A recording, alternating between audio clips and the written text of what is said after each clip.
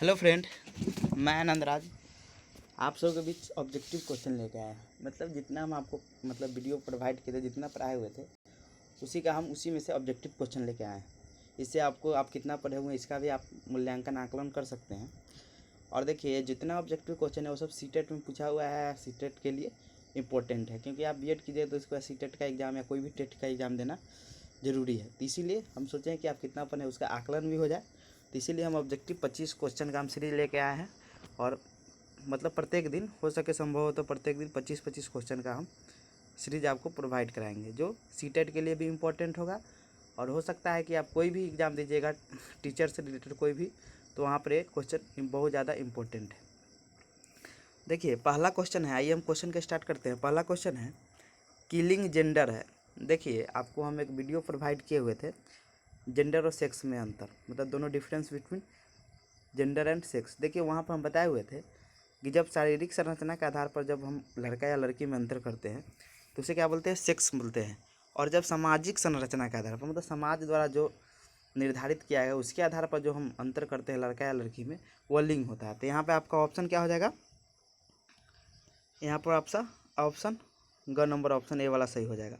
वही यहाँ पर सेक्स लिखा रहता है यहाँ पे, तो यहाँ पे क्या ऑप्शन हो जाता है, ए वाला ऑप्शन हो जाता है। तो आपका कह रहा है कि लिंग क्या है, तो अब लिंग है, तो लिंग क्या है, एक सामाजिक संरचना है, मतलब समाज द्वारा निर्धारित किया गया है। वो चीज़ के आधार पर जब हम लड़का लड़की में अंतर करते हैं वो जेंडर होता है या लिंग होता है। वही शारीरिक संरचना, मतलब जब हम रिप्रोडक्टिव बायोलॉजिकल ऑर्गन, मतलब रिप्रोडक्टिव ऑर्गन के आधार पर जब हम अंतर करते हैं वो भी सेक्स होता है, मतलब फिजिकली संरचना के आधार पर, ये भी बोल सकते हैं। तो आपका 1 नंबर हो गया। 1 नंबर का कौन आंसर हो जाएगा, सी नंबर ऑप्शन हो जाएगा। दूसरा क्वेश्चन है कि निम्नलिखित में से कौन से समाजीकरण के गौण वाहक हो सकते हैं। देखिए, समाजीकरण क्या होता है कि समाजीकरण उसे हम कहते हैं जब कोई जैविक प्राणी, मतलब एक सामाजिक प्राणी के रूप में बदलता है, मतलब एक सोशल प्राणी बनता है, तो उसी को क्या बोलते हैं, समाजीकरण बोलते हैं। तो यहाँ पर क्वेश्चन है, देखिए, 2 तरह का एजेंट होता है समाजीकरण को अथी करने में। तो 2 होता है, एक होता है प्राथमिक वाहक, एक होता है गौण वाहक। प्राथमिक वाहक मतलब मुख्य, उसे बोलते हैं मुख्य वाहक। तो देखिए, उसमें परिवार होता है उसके जो रिश्तेदार, मतलब बहुत निकटतम रिश्तेदार रहते हैं, वो प्राथमिक में आते हैं। तो आप यहाँ पर लिख सकते हैं कि जो प्राथमिक में जो आते हैं,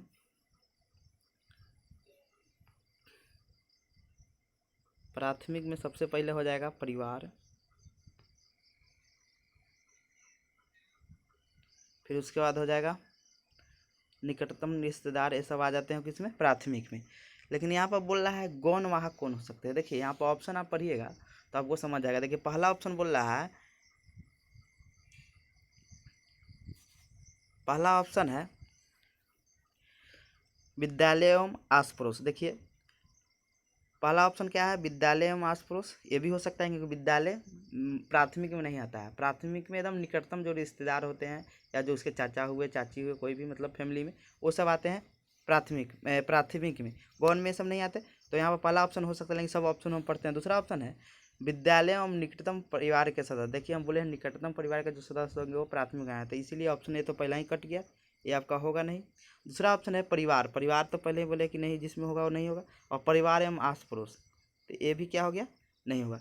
लेकिन यहाँ पर कौन हुआ आपका ऑप्शन 1 नंबर ऑप्शन हो जाएगा, जो गौण वाहक। गौण वाहक में स्कूल भी आता है, सामाजिक कोई संस्था होता है वो भी सब आता है। तो यहाँ पर स्कूल, विद्यालय, वही आसपास आस पड़ोस के जो होते हैं, पड़ोसी जो होते हैं, वो भी किस में आते हैं, गौण वाहक। लेकिन वही प्राथमिक में यहाँ रहता था। प्राथमिक यहाँ पे आपका वो जो ये परिवार एवं जो रिश्तेदार है, ये आपके आ जाते हैं इसमें। मतलब जो निकटतम रिश्तेदार करने का मतलब जो चाचा चाची, जो कि कोई भी बच्चा का होता है, वो सब रिश्तेदार के अंतर्गत आएंगे।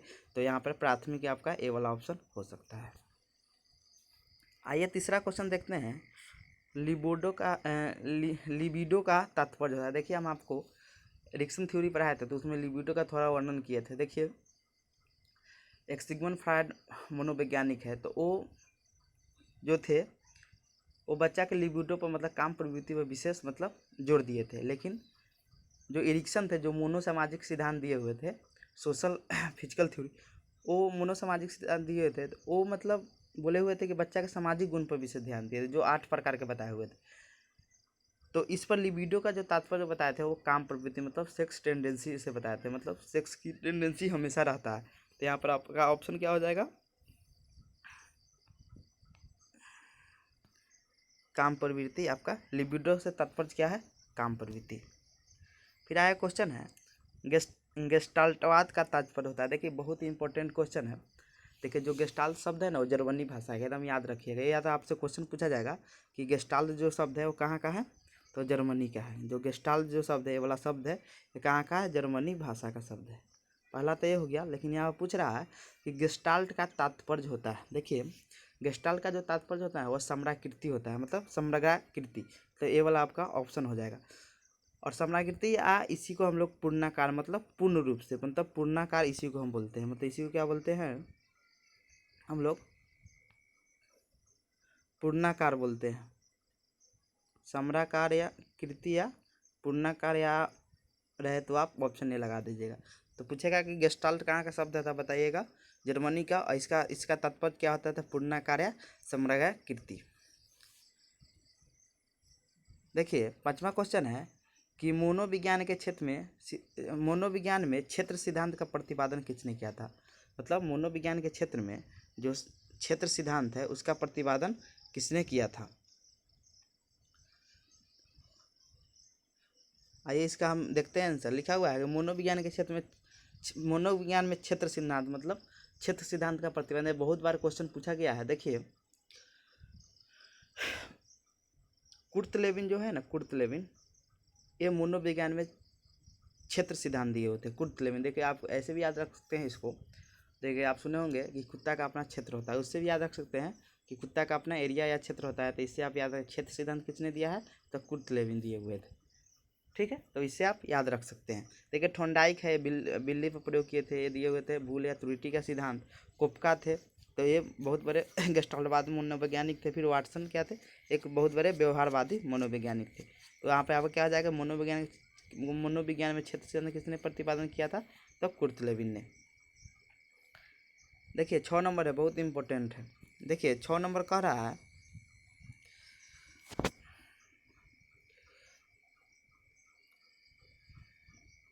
देखिए 6 नंबर बोल रहा है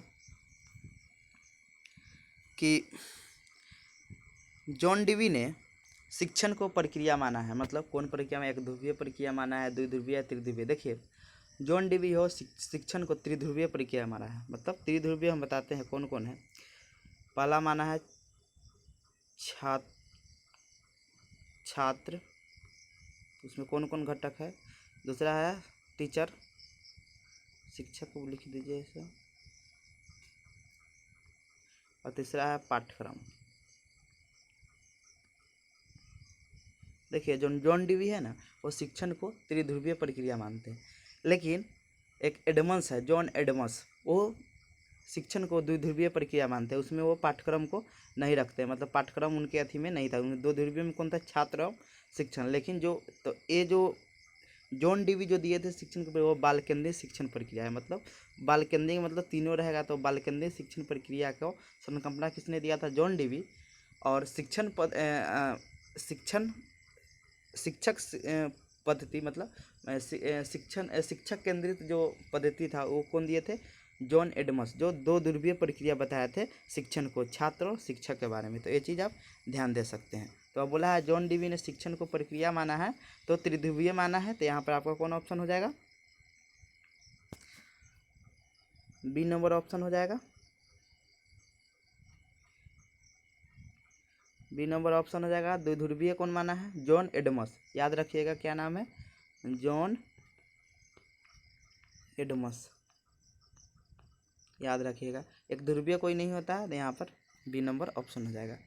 लिखा हुआ है एडोलसेंस शब्द की उत्पत्ति लैटिन भाषा के एडोल्सियर शब्द से हुई है। इस शब्द का अर्थ क्या होता है। देखिए हम एडोलसेंस पे एक वीडियो बनाए हुए हैं, उसमें आपको इंट्रोडक्शन में ही मिल जाएगा कि जो एडोलसेंस शब्द है उसकी उत्पत्ति लैटिन भाषा के एडोल्सियल शब्द से हुआ है, जिसका अर्थ क्या होता है कि परिपक्वता की ओर बढ़ना। मतलब परिपक्वता की मतलब ओर बढ़ना। तो वही आपका ऑप्शन यहाँ पे कौन हो जाएगा, बी नंबर यहाँ पे आपका ऑप्शन हो जाएगा।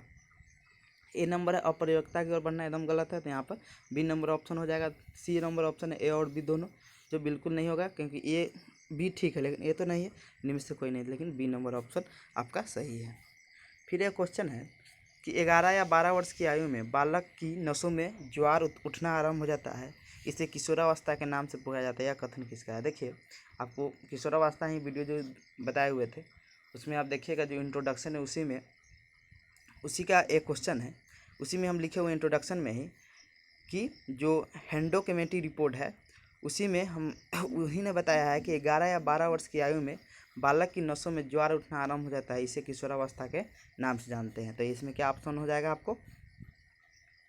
यहाँ पर ऑप्शन आपका हो जाएगा सी नंबर। देखिए, किलपैट्रिक है, वो बोलते हैं कि जो किशोरावस्था है वो जीवन का सबसे कठिन काल है, और बेल्टाइन है, वो बोलते हैं कि किशोरावस्था जीवन का देखिए कठिन काल क्यों बताया है कि देखिए इसमें बहुत ज़्यादा समस्या रहता है किशोर में, बहुत ज़्यादा संवेग अस्थिर रहते हैं, बहुत ज़्यादा समस्या है, इसीलिए कठिन काल बताए हुए हैं। बेल्टाइन ने बताया कि जीवन का सबसे नाजुक काल है, मतलब बच्चा को जिस ओर मुड़िएगा उधर मुड़ जाएगा, मतलब नाजुक होता है बच्चा उसमें, मतलब वो अपने संवेगों पर नियंत्रण नहीं रह पाता, जिससे बहुत मतलब कोई भी दिशा में आप मुड़ना, गलत दिशा में मुड़ना चाहते हैं तो मोड़ सकते हैं। तो मतलब जीवन का सबसे नाजुक काल है किशोरावस्था। और देखिए, स्टेनली हॉल है, जिसे हम ए वाला स्टेनली हॉल है, इसे बाल मनोविज्ञान के जनक कहते हैं। इन्होंने किशोरावस्था के बारे में बताया है कि किशोरावस्था जीवन का सबसे प्रबल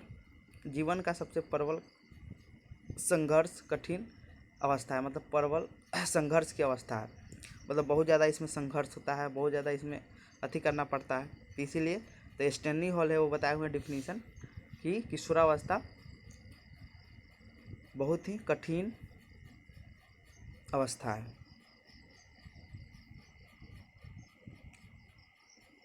आया क्वेश्चन है 9 नंबर कि किशोरावस्था विकास की कौन सी अवस्था है? देखिए, उसमें हम फर्स्ट लाइन यूज किए हुए हैं किशोरावस्था है कि किशोरावस्था विकास की चौथी अवस्था है।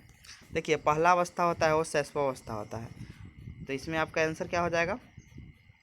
इसमें आपका तीसरा अवस्था हो जाएगा। पहला अवस्था होता है शैशवावस्था, दूसरा होता है बाल्यावस्था, चौथा होता है पौधावस्था, इसे पौधावस्था बोल सकते हैं। देखिए, इसका तो ये आपका हो गया, तो मतलब किशोरावस्था विकास की कौन सी अवस्था है? तीसरा अवस्था है। अब देखते हैं एडोलसेंस नामक पुस्तक किसने लिखी है? देखिए, स्टेनली हॉल है, जब वो बताए थे कि किशोरावस्था जीवन का सबसे प्रबल कठिन संघर्ष की अवस्था है, तो उसी समय ये बात किस में लिखी थी? एडोलसेंस नामक पुस्तक में। तो इस पर इसका आंसर क्या हो जाएगा? स्टेनली हॉल इसका आंसर हो जाएगा। फिर है किशोरावस्था की विशेषता होती है। पहला है आत्मसम्मान की भावना, दूसरा है वीर पूजा की अवस्था, तीसरा है कल्पना का बहुल, और डी है उपयुक्त सभी। देखिए, इसमें सभी ऑप्शन सही है। देखिए, आत्मसम्मान की भावना क्या होता है? जब बच्चा किशोरावस्था में रहता है तो उसको अपने बारे में कोई हिनाई कर दे या कोई उसके बारे में गलत बोल दे तो बहुत दुखी हो जाता है, मतलब आत्मसम्मान की भावना उसमें बहुत ज़्यादा रहती है। ठीक है, दूसरा है वीर पूजा की अवस्था। देखिए, वीर पूजा करने का मतलब होता है कि वो किसी को आइडियल पर्सन मान लेता है। मान लीजिए कि कोई जॉन अब्राहम को अपना हीरो मानता है, तो उसी के अनुरूप वो अपना व्यवहार करेगा, उसी के अनुरूप अपना बॉडी, मतलब जो भी है। कोई सलमान खान को देखिएगा, तेरे नाम बीच में मतलब पहले चला हुआ था, उसके अनुरूप बहुत पूरा बाल अपने तेरे नाम जैसे रखते थे, तो उसी को वीर पूजा बोलते हैं, मतलब अपने किसी को आइडियल मान लेता है। और तीसरा है कल्पना का बाहुल, मतलब उसमें दीवा सपन बहुत ज़्यादा आता है, मतलब दिन में सपना देखता है कि हम इससे शादी कर लेंगे, वो हीरोइन से शादी कर लेंगे, हम ये बन जाएंगे, वो बन जाएंगे, बहुत ज़्यादा कल्पना आता है। तो ये सब क्या है? किशोरावस्था की प्रमुख विशेषता है। तो यहाँ पर ऑप्शन उपयुक्त सभी हो जाएगा। यहाँ पर ऑप्शन क्या हो जाएगा? उपयुक्त सभी हो जाएगा। फिर है फ्रायड ने, मतलब सिगमंड फ्रायड ने आत्म प्रेम की स्थिति को क्या कहा है? मतलब अपने से जब प्रेम हो जाता है, मतलब अपने से प्रेम रहता है कि हम बहुत अच्छा है, बहुत सुंदर है, तो उसी को आत्म प्रेम करते हैं। तो इस स्थिति को फ्रायड ने नर्सिज्म का उपाधि दिया है, मतलब नर्सिज्म कहा है। तो यहाँ पर ऑप्शन क्या हो जाएगा? ऑप्शन ए हो जाएगा। देखिए, उतवाला तो कुछ नहीं है, तो उतवाला मतलब बोल सकते हैं कि बहुत ज़्यादा संवेग में आना। तीसरा ऑप्शन है विषमलिंगीय काम भावना। देखिए, जो किशोरावस्था में विषमलिंगीय काम भावना होता है, यानी लड़का लड़की की ओर अट्रैक्ट होता है और लड़की लड़का की ओर अट्रैक्ट होती है, इसी को विषमलिंगीय काम भावना बोलते हैं। और समलिंगीय काम भावना होता है, ये बाल्यावस्था में होता है, मतलब लड़का लड़का की ओर अट्रैक्ट होता है, मतलब लड़का लड़का से दोस्ती करता है और लड़की लड़की से दोस्ती करती है, इसे समलिंगीय काम भावना बोलते हैं। फिर है किशोरावस्था की समय और सीमा होती है। देखिए यहाँ पर ऑप्शन दिया हुआ है, पहला ऑप्शन है, पहला ऑप्शन है जन्म से 6 वर्ष। देखिए जन्म से जो 6 वर्ष पहला होता है यह शैशवावस्था का होता है। तो कौन सा अवस्था का होता है? शैशवावस्था का होता है, शैशवावस्था का होता है।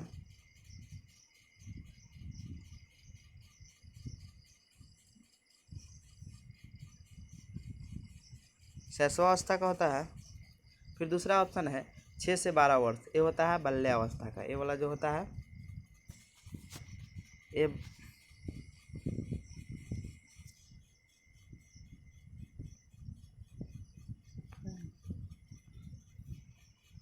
ये होता है बाल्यावस्था का। तीसरा ऑप्शन है 12 से 18 वर्ष। तो तीसरा ऑप्शन है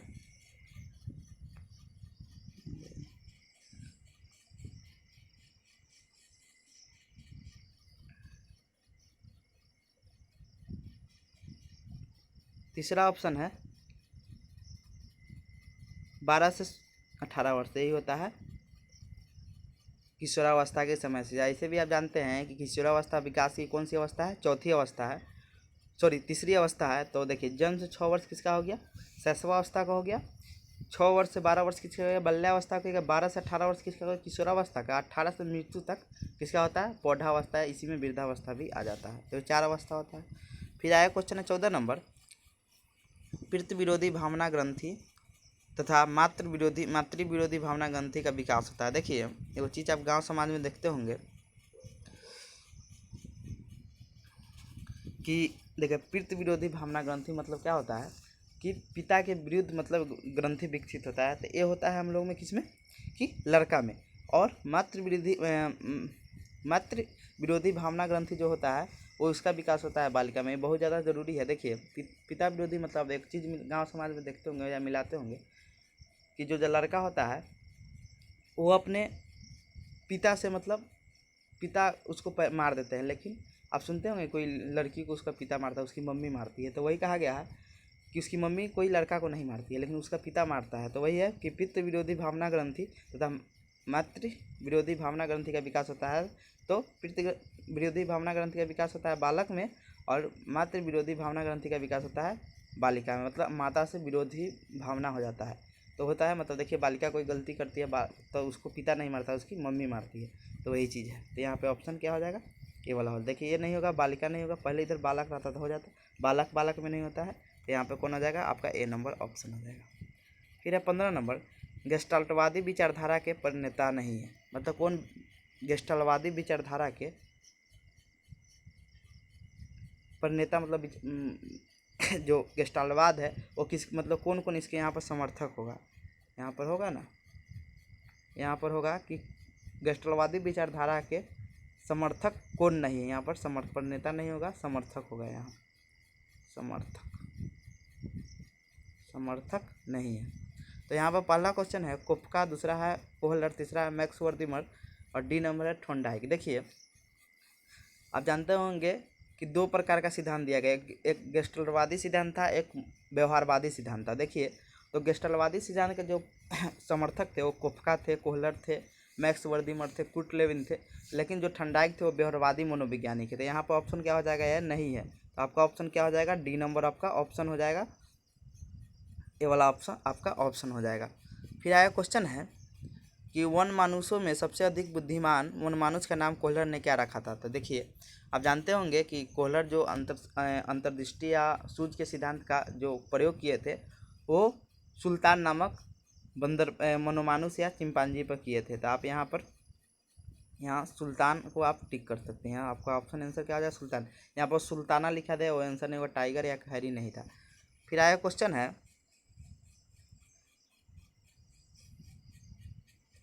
कि जर्मनी निवासी वोल्फगैंग कोहलर ने अपना प्रयोग करने के लिए कहाँ गया था? देखिए बात याद रखिएगा। देखिए जो कोहलर था उसका जन्म जर्मनी में हुआ था, लेकिन वह अमेरिका के सेना में भी जॉब किया था। तो ये कन्फ्यूज नहीं होइएगा। तो देखिए, जब वो अमेरिका सेना में था तो को जो सूझ का सिद्धांत था उसका प्रयोग करने के लिए वह अमेरिका के एक द्वीप है जिसका नाम है केनेडी द्वीप में स्थित टेनेरिफ जगह पर गया हुआ था। तो आपका यहाँ पे आंसर क्या हो जाएगा कि केनेडी द्वीप के जहाँ पर सुल्तान नामक बंदर को प्रयोग किया हुआ था। तो यहाँ पर आपका ऑप्शन क्या हो जाएगा, केनेडी द्वीप में स्थित टेनेरिफ पर। फिर आया क्वेश्चन है कि सूझ या अंतर्दृष्टि सिद्धांत का पर प्रयोग किसने किया था। देखिए बात याद रखिएगा, देखिए सूझ या अंतर्दृष्टि का जो सिद्धांत है उसके बारे में मतलब जो गेस्टलवाद सिद्धांत इसी बोलते हैं उसके बारे में सबसे पहले मतलब इसका जो प्रतिपादक थे वो थे मैक्स वर्दीमर। जब इसका प्रतिपादन कब किया था, 1912 ईस्वी में, ठीक है। लेकिन इस पर प्रयोग किसने किया था, 1916 ईस्वी में कोहलर ने। प्रतिपादक थे मैक्स वर्दीमर, प्रयोग किया सूझ या अंतर्दृष्टि सिद्धांत का प्रयोग किया था सुल्तान नामक मनमानुस या चिंपैंजी पर 1916 ईस्वी में। और कोपका इसका सहयोगी था कोहलर का। और एक है कोपका बोल रहे हैं, कुर्ट लेविन इसका 1916 में किसने किया था, प्रयोग किया था कोहलर ने। तो हम कह सकते हैं कि सूझ या अंतर्दृष्टि का जो सिद्धांत था उसका प्रयोग किसने किया था, कोहलर ने। लेकिन प्रतिपादन किसने किया था, वर्दीमर ने, मैक्स वर्दीमर ने। फिर आया क्वेश्चन है, और इसमें एक और चीज़ आप याद रखिएगा कि इस जो सिद्धांत था गेस्टलवाद जो सिद्धांत था इसको मतलब विश्व स्तर पर मतलब विश्व पटल पर लाने का जो काम किया था वो कोपका ने किया था। कैसे कोपका ने किया था, देखिए 1920 ईस्वी में एक पुस्तक लिखी थी थ्योरी ऑफ गेस्टाल्ट, जो नीचे देखिए क्वेश्चन भी है, थ्योरी ऑफ गेस्टाल्ट नामक पुस्तक 1920 ईस्वी में लिखी थी। 1920 ईस्वी में जो इस सिद्धांत का उसमें मतलब उस सिद्धांत को लिखा था इसने, इसलिए ये सिद्धांत विश्व स्तर पर मतलब सब लोगों ने जाना। तो इसको मतलब सहयोग के रूप में हम बोल सकते हैं कि कोपका ने सहयोग किया था इस सिद्धांत को संपूर्ण विश्व में फैलाने में। तो आप याद रख सकते हैं कि 1912 में मैक्स वर्दीमर ने गेस्टाल्ट सिद्धांत या इसी को सूझ सिद्धांत बोलते हैं, इसका क्या किया था कि प्रतिपादन किया था 1916 ईस्वी में। कोहलर ने इस पर प्रयोग किया चिंपांजी सुल्तान पर। और 1920 ईस्वी में एक पुस्तक लिखी थी थ्योरी ऑफ गेस्टाल्ट, उसी ने इस पूरा विश्व को ये बताया कि यह थ्योरी है। वही क्वेश्चन है, तो यहाँ पे आपका ऑप्शन क्या हो जाएगा, कोपका हो जाएगा। थ्योरी ऑफ गेस्टाल्ट नामक पुस्तक किसने लिखी थी, तो कोपका ने लिखी थी। फिर आया क्वेश्चन है कि जब एक विषय का अधिगम दूसरे विषय के अधिगम में सहायक सिद्ध होता है उसे कहा। देखिए हम अधिगम हस्तांतरण आपको पढ़ाए हुए हैं, ट्रांसफ़र ऑफ लर्निंग, उसमें हम बताए हुए थे कि हम कोई चीज़ जब सीखते हैं उस सीखे हुए चीज़ को जब हम कोई नया चीज़ सीखते हैं उसमें जब वो चीज़ सहायक होता है उसे हम लोग सकारात्मक हस्तांतरण बोलते हैं। और नकारात्मक हस्तांतरण उसे कहते हैं जब हम कोई चीज़ सीखे हुए हैं, मान लीजिए और कोई दूसरा चीज़ में उसका प्रयोग किया तो हम पहला चीज़ भी भूल गए तो उसे हम क्या बोलते हैं, नकारात्मक हस्तांतरण। और तीसरा होता है शून्य हस्तांतरण, और इसमें और भी होता है लेकिन 3 और भी बताएंगे। शून्य हस्तांतरण होता है कि मान लीजिए कि हम कोई चीज़ सीखे और उसका प्रयोग हम दूसरा में करें तो उसको कोई फायदा मतलब कोई ना फायदा हो रहा है ना कोई घाटा हो रहा है, तो उसे हम बोलते हैं शून्य हस्तांतरण। देखिए यहाँ बोल रहा है कि जब हम एक विषय का अधिगम दूसरे विषय के अधिगम में सहायक सिद्ध होता है तो कहा जाता है उसे सकारात्मक हस्तांतरण। यहाँ पर आपका बी नंबर ऑप्शन हो। देखिए सकारात्मक का एग्जाम्पल हम बताते हैं, इसी को हम लोग धनात्मक हस्तांतरण भी बोलते हैं। देखिए मान लीजिए आप साइकिल चलाना सीखे, जब आप मोटरसाइकिल चलाना सीखिएगा स्कूटी चलाना सीखिएगा तो उस मोटरसाइकिल को बैलेंस करने में तो आप जो पहले सीखे उसका तो यूज करना पड़ेगा। तो ये हो गया सकारात्मक। मान लीजिए आप पढ़ रहे हैं, ठीक है, अब आप चाय पी लिए, ठीक है, चाय पीने के बाद क्या हुआ कि आपको नींद आ गया, तो क्या हुआ कि आप पढ़ाई आपको मतलब पढ़ रहे हैं उस चीज़ को कर रहे हैं भूल गए मतलब छोड़ दिए, तो क्या हुआ, नकारात्मक हस्तांतरण का एग्जाम्पल हुआ।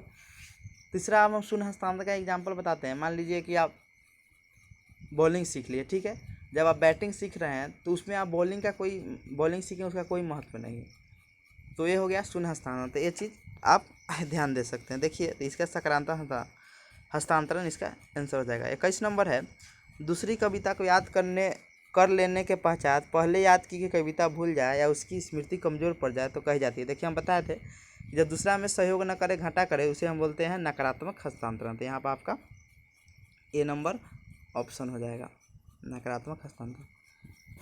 तीसरा है, सॉरी 22 नंबर है, व्यक्तिगत विभिन्नता के अध्ययन की शुरुआत किसने की थी। देखिए बहुत क्वेश्चन इंपॉर्टेंट है, हम बताए हुए थे पहले ही इंट्रोडक्शन, जब व्यक्तिगत विभिन्नता पढ़ाया तो उसमें इंट्रोडक्शन में ही है कि जो फ्रांसिस गाल्टन थे उन्होंने 1869 ईस्वी में सबसे पहले व्यक्तिगत विभिन्नता का अध्ययन करने की शुरुआत की थी। उसके बाद बहुत वैज्ञानिक थे, टर्मन थे, जेम्स डेविड थे, टायलर थे, ये सब बहुत इसमें इसके बाद इस पर अध्ययन करने लगे। फिर आया क्वेश्चन है कि व्यक्तिगत विभिन्नता होती है। देखिए व्यक्तिगत विभिन्नता मतलब कहने का मतलब कि प्रत्येक व्यक्ति एक दूसरे से, दो व्यक्ति मतलब एक दूसरे से भिन्न मतलब एक जैसा नहीं हो सकता, वही व्यक्तिगत विभिन्नता होता है। देखिए व्यक्तिगत विभिन्नता जो होता है ना वो क्या होता है कि मात्रात्मक या संख्यात्मक होता है। मतलब कह सकते हैं कि हम मात्रा के आधार पर बताएंगे कि हम मतलब दो बालक है उसमें अंतर है, हम गुण के आधार पर नहीं बता सकते हैं। तो यही व्यक्तिगत विभिन्नता जो होता है वो मात्रात्मक या संख्यात्मक होता है। तो गुण कहने का, मात्रात्मक कहने का, मान लीजिए कि मेरा IQ 140 है, मान लेते हैं इसे 140 तो नहीं है, मतलब होगा 110 के करीब में, तो और किसी का मान लीजिए 100 है, तो ये क्या है कि हम मात्रा के आधार पर अंतर कर रहे हैं कि मेरा संख्यात्मक या मात्रात्मक है, 120 है, या गुण के आधार पर नहीं बोल सकते हैं कि दोनों में अंतर है। तो याद रखिएगा जो व्यक्तिगत विभिन्नता होता है वो मात्रात्मक या संख्यानात्मक होता है। तो ये आपका हो गया।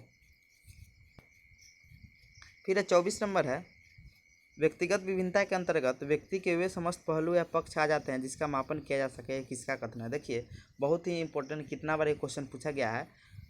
देखिए व्यक्तिगत विभिन्नता के अंदर जितना भी हम चीज़ को मापन कर सकते हैं वो व्यक्तिगत विभिन्नता के अंतर्गत आता है। हमारे शरीर के हम जितना चीज़ का मापन कर सके वो व्यक्तिगत विभिन्नता के अंतर्गत आता है। तो ये क्या हो गया आपका, ये डिफिनेशन दी हुई है BF स्किनर, तो आपका A नंबर ऑप्शन हो जाएगा। टायलर दिए हुए हैं डिफिनेशन, टायलर का डिफिनेशन है कि व्यक्ति के रंग, रुचि, अभिरुचि में जो अंतर होता है वही क्या होता है, व्यक्तिगत विभिन्नता होता है। और जेम्स डेविड इस डिफिनेशन दिए हुए हैं कि मान लीजिए आपके घर में कोई व्यक्ति है, कोई समूह है, उस औसत में जो अंतर विभिन्नता होता है उसी को व्यक्तिगत विभिन्नता कहते हैं। 25 नंबर क्वेश्चन है, दो बालकों के अंदर जितने भी गुण होते हैं वे एक दूसरे से भिन्न होते हैं, उसे क्या कहते हैं। देखिए बहुत ही इंपॉर्टेंट चीज़ है, कितना बार भी 2016 के सीटेट में पूछा गया था। देखिए एक होता है अंतर व्यक्तिगत विभिन्नता या दूसरा होता है अंतर व्यक्तिगत विभिन्नता। देखिए दोनों को समझिए। अंतर व्यक्तिगत विभिन्नता होता है जब हम कोई एक ही बालक के अंदर, जैसे मानसिक गुण, उसका शारीरिक मतलब बौद्धिक या कोई भी गुण होता है वो सब अलग अलग होता है एक ही बालक के अंदर। मतलब एक हर गुण, प्रत्येक जितना भी गुण होता है बालक के अंदर, एक बालक के अंदर वो एक दूसरे से भिन्न होता है, उसी को बोलते हैं अंतर व्यक्तिगत विभिन्नता। लेकिन जब हम दो बालक में जब हम अंतर करते हैं उसे बोलते हैं अंतर व्यक्तिगत विभिन्नता। तो यहाँ आपका क्वेश्चन है कि दो बालकों के अंदर जितने भी गुण होते हैं वे एक दूसरे से भिन्न होते हैं, उसे क्या कहते हैं। तो आपका यहाँ पर ऑप्शन हो जाएगा B नंबर, अंतर व्यक्तिगत विभिन्नता। देखिए ये आप दिमाग में रखिएगा, जो अंतर व्यक्तिगत विभिन्नता हो जाता है दो बालकों में किया जाता है, और अंतर व्यक्तिगत विभिन्नता एक बालक के अंदर जितने भी गुण होते हैं, उसके मानसिक, बौद्धिक जितने भी गुण होते हैं, रुचि, सब अलग अलग होता है, मतलब एक दूसरे से क्या होता है, भिन्न होता है, वही होता है अंतर व्यक्तिगत विभिन्नता। थैंक यू, 25 क्वेश्चन हो गया। इसको